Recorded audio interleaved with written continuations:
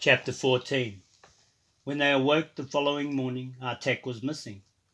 At first they thought that he might have wandered off during the night, but a quick check of the woods in which they were camped and the open grasslands beyond failed to turn up any sign of the big black. It was at this point that an unpleasant suspicion began to form in the back of Will's mind.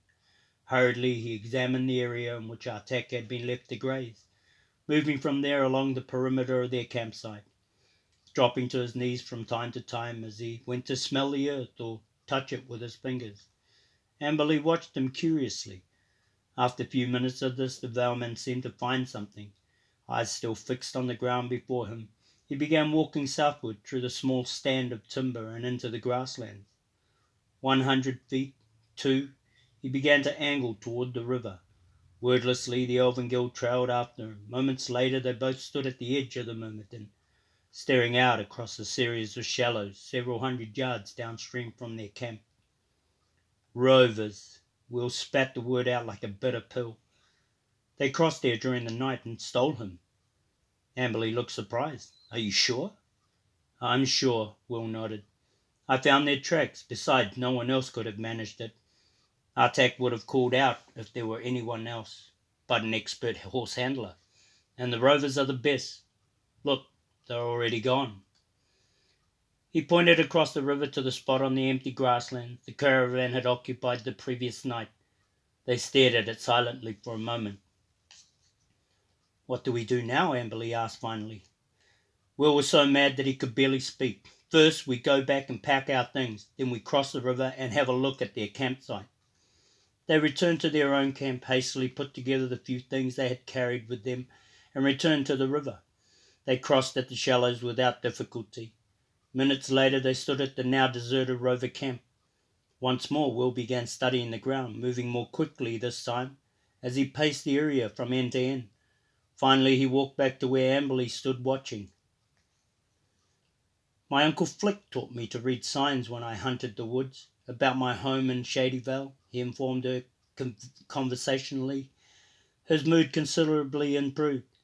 We used to fish and trap the Don Forest for weeks at a time when I was little. Always thought that I might again have need of what I learned some day. She nodded impatiently. What did you find? They've gone west, probably just before daybreak. Is that all? Isn't there some indication of whether or not Artaq is with them? Oh, he's with them, all right. Back at the shallows, there are signs of a horse going into the river from the other side and coming out again over here. One horse, several men. No mistake. They've got him, but we're going to get him back again. She looked at him doubtfully. You mean you're going after them? Of course I'm going after them. He was getting angry all over again. We're both going after them. Just you and me, Valeman? She shook her head. On foot? We can catch up to them by nightfall. Those wagons are slow. That assumes that we can find them, doesn't it? There's no trick to that. At one time I could track a deer through wilderness timber where there hadn't been rain for weeks. I think I can manage to track an entire caravan of wagons across open grasslands. I don't like the sound of this at all, she announced quietly. Even if we do find them and they do have Artaq, what are we supposed to do about it? We'll worry about that when we catch up to them, he replied evenly. The elven girl did not back away. I think that we should worry about it right now. That's an entire camp of armed men you're talking about chasing after. Don't like what's happened any better than you do, but that's hardly sufficient excuse enough for failing to exercise some sound judgment. With an effort, Will held his temper. I'm not about to lose that horse. In the first place, if it weren't for Artaq, the demons would have had us back at Havenstead. He deserves a better fate than spending the rest of his years in the service of those thieves. In the second place, he is the only horse we had, and the only horse we are likely to get. Without him, we will be forced to walk the rest of the way to Arborn. That will take more than a week. Most of that week will be spent crossing these open grasslands. That increases rather substantially the chances of our being discovered by those things still searching for us. And I don't like the sound of that. We need Artaq. You seem to have made your mind up on this, she said expressionlessly. He nodded. I have. Besides, the Rovers are travelling toward the Westland anyway. At least we'll be headed in the right direction. For a moment she didn't say anything. She merely looked at him. Then finally she nodded. All right, we'll go after them. I want Artaq back too. But let's think this through a bit further. Before we catch up to them, we had better have some sort of plan worked out by then, Valeman. He grinned disarmingly. We will. They walked all day through the open grasslands, following the trail of the Rover caravan. It was hot and dry, and the sun beat down on them from out of a cloudless blue sky. They found little shade along the way to relieve them from the heat. What water they carried was soon gone, and they did not run across even a small stream to replenish their supply. By late afternoon all they could taste in their mouths was the dust of the plains and their thirst. Leg muscles ached, and their feet blistered.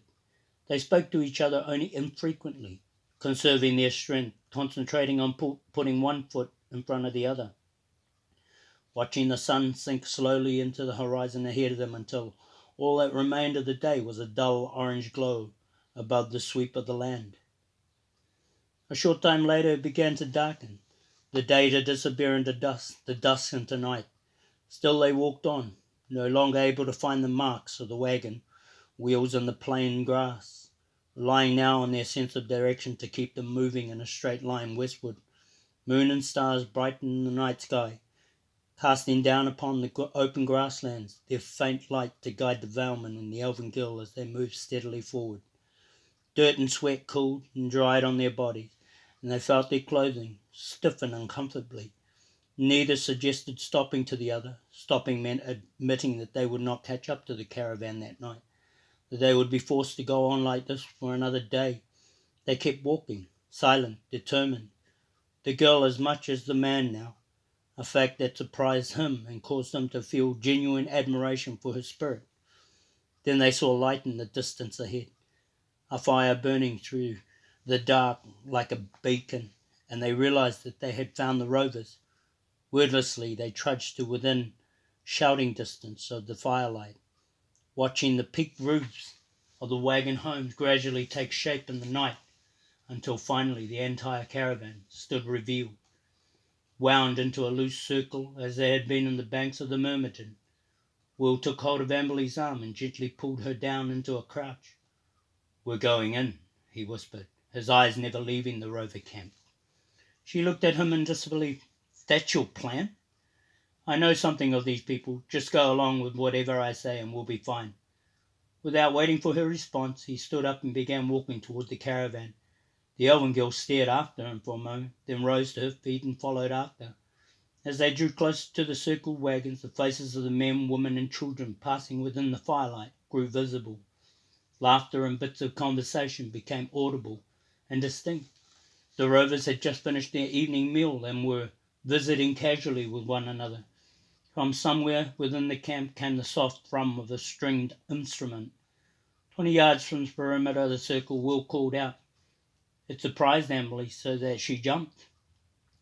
Within the camp, everyone instantly stopped what was being done, and all heads turned in their direction. There was a sudden scrambling of feet as a handful of men appeared at the gap between the wagons nearest the approaching pair. Wordlessly, the men peered out into the night, the firelight behind them now, leaving them shadowed and faceless. Will did not slow. He kept walking directly toward them. Amberley a step or two behind. The entire caravan had gone suddenly still.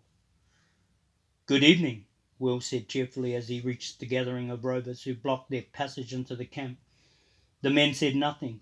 In the glimmer of the firelight, the veilman caught a glimpse of metal blades. We saw your fire and we thought you might give us something to drink, he continued, still smiling. We've been walking since daybreak without water and we're about worn out. Someone pushed his way through the knot of silent men, a tall man in a cloak of forest green and a broad-brimmed hat, the man they had seen at the river. Ah, our young travellers from last evening, he announced quietly, and nodding greeting. Hello again, Will responded pleasantly. I'm afraid we've had some very bad luck. We lost our horse during the night. He must have wandered off while we were sleeping. We've been walking all day without water, and we could use something cool to drink." "Indeed." The big man smiled without warmth. He was tall, well over 6 feet, lean and raw-boned, his face shaded with a black beard and moustache that gave a smile an almost menacing appearance. Eyes that looked blacker than the night about them peered out from beneath a lined and withered brow that sloped into a nose hooked slightly at the bridge. The hand that came up to beckon to the men behind him was ringed on each finger. "Have water brought," he ordered. His eyes still on the Velman, his expressions did not change. "Who are you, young friend, and what is your destination?" "My name is Will Omsford," the Velman replied. "This is my sister, Amberley. We're on our way to Arbelon." "Arbelon," the tall man repeated the name thoughtfully. "Well, you're elves, of course, in part at least. Any fool can see that. But now you say that you lost your horse. Would you not have been wiser to stay along the Murben in your travels rather than coming straight west as you did?"